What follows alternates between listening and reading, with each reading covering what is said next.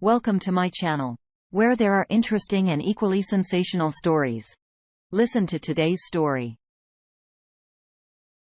Sometimes it's hard to see past the fog that is infidelity. Can even have us questioning our own sanity. Today on Our Space, do we wait for the fog to lift, or do we walk blindly forward and trust our feet beneath us? You be the judge. Snapchat shenanigans when emotional affairs make for a memorable marriage moment. My wife is having an emotional affair. I'm writing this from a hotel room as I just found out my wife for 7 years has been having an emotional affair on Snapchat with a work colleague of hers for 2 months. Really finding it difficult to come to terms with what the F just happened. We'd built this amazing life together, have a beautiful home, and great jobs. All that seems like it's been destroyed, and it feels like my whole world is falling apart. Even though there's been nothing physical from what I can establish, I still feel absolutely crushed and betrayed. She owned up to it straight away and was on her knees begging me not to leave. I told her I need a night to be alone as I have no idea how the hell to come to terms with it. We've been together for 12 years, and I absolutely adore her and love her to death. But at this stage, it's too raw to see how it can move forward with or without her. Everyone's circumstances and opinions are different. I get that, but I really need some advice on the early stages. What are some of the worst things you can do in my position? Furthermore, I feel numb and don't know what to do. Ask for advice. You're gonna get it. Chompy Snack from the community says, don't make any rash decisions. You're going to be going through a lot of emotions, months of hard times. Don't feel like you need to stick with any decisions you make now either. She didn't stick with her vows. You have leeway to change your mind as many times as you want, whenever you want. She needs to leave the job for your marriage to have a chance. She needs to go no contact with him. You need full access to her phone and location at all times. To be honest, you can never fully trust her again. You need to discover if you can live in a world where your most intimate partner doesn't consider you her most intimate partner. It took me about 6 months of PTSD to realize that I needed to move on from being in that world after half my life with her. Good luck, friend. Okay. Prune 3952 chimes in next. If it is a coworker, the chance that it is just in motion is slim to none. How do you know it was not physical? Best of Flex wants to say, dude has not worn down her moral compass yet. You have to understand how related each work. It's a battle between a significant other's moral compass and the attractiveness smooth talking of the coworker. The less of the moral compass, the less work is needed from the POS coworker. Moral compass is impaired by a situation at home, and the coworker looks or smooth talk. Easier to get laid when the target is in a bad, rocky, or boring relationship than when all lights are green. It starts as a game. He sees cute. Why would they be interested in me? And the significant other bites the bait. Then it's smooth or dirty talk wearing down the moral compass defenses up until you get to the emotional affair, sharing intimate problems, preferences, etc. And if the POS plays their cards right, they will multiply the one-on-one occurrences when things could happen until they do and bam, physical affair. So if you're in this situation, you shut that crap up ASAP and avoid at all costs playing the game. Attorneys' offices are full of very straight people that thought they could outplay the player and fell in the trap because committed relationships are work when cheating is just thrill until the trade party catches up and, hopefully, give them a reality check. Next up, Bookbird says, a coworker. You just found out, brother. There's so much more you don't know. One of the worst things you can do is believe anything she says.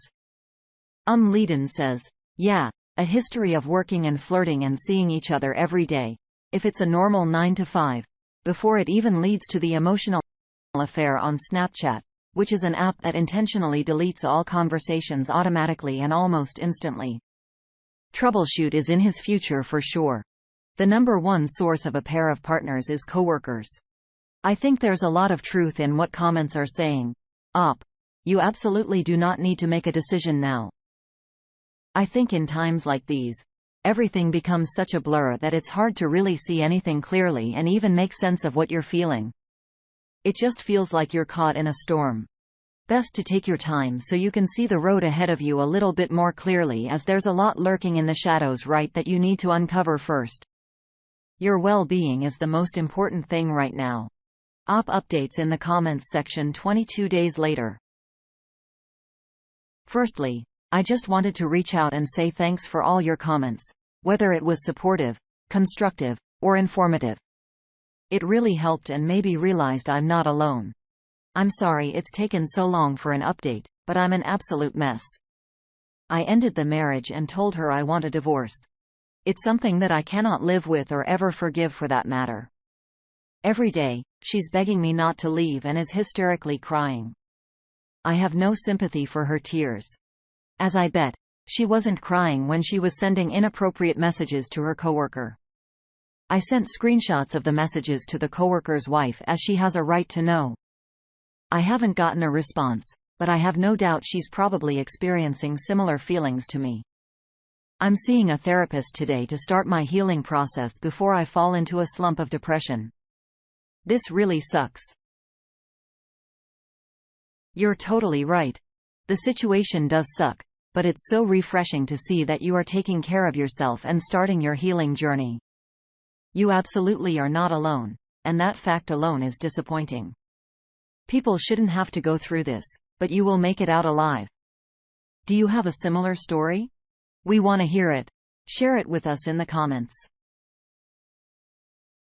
Next up, Man-Child Chronicles. Can't Buy Me Love. How to move on from my ex. Yesterday, my female 21, now ex, male 25, told me he had sex with another girl and then had sex with me a week later. He still texts this girl and he's bashing my name. The girl told him that if he blocks her, she will look for me and harm me. My ex trusts her and said he doesn't care, and he will never block her. But he came over today and said that he wants to move in with me, and I have to keep paying for his truck. How do I move on? Update.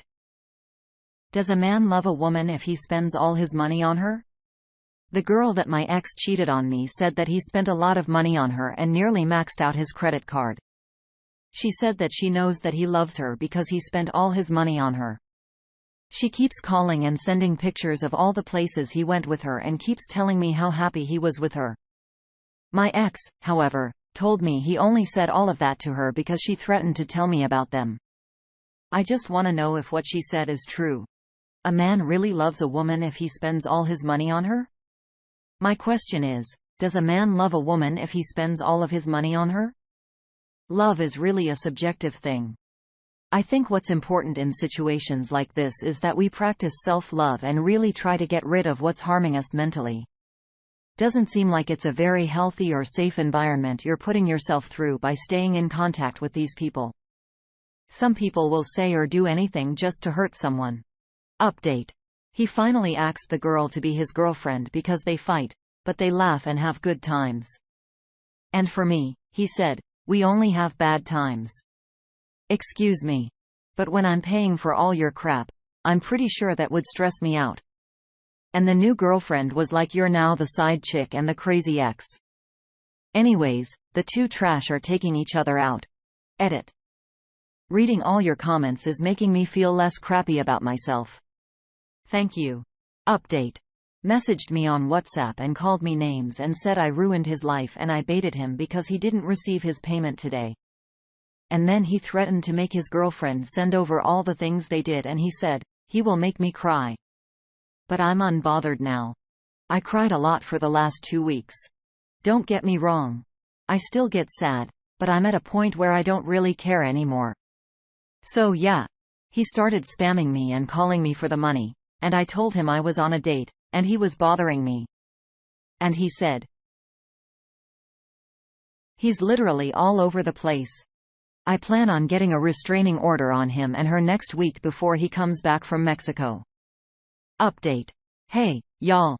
They broke up yesterday, and she kept calling me again from a private number. I haven't been on social media the last few weeks because it was toxic for me. But it decided that I'm okay to check it out, and guess what? She's been bashing my name on her Facebook posts. Update. Finally, update on the ex and coworker. He reached out to me demanding money again. This time, he's freaking out, and he's scared. He has no more gas money. He has to pay his mom $800 for breaking the doors in her house, when she kicked him out. Oh, and his friends all blocked him. Update. He just sent me multiple messages that he and his new girlfriend will take me to court because I messaged his friends. The screenshot that his girlfriend sent me to make me jealous, and his friends all blocked him. Now let's see what the community thinks about this. Zandando says, "Oh, no. If it isn't the consequences of my actions, how old is your acts like 15? Dude sounds like a child. Following the footsteps of his friends and block him and his new girlfriend as well. Don't need that immaturity in your life. Move on and move up. You shouldn't have to babysit him anymore. OP, place your energies elsewhere." What are your thoughts? Would you give your ex the time of day if they behaved this way? Newlywed hit and miss, a not-so-white wedding.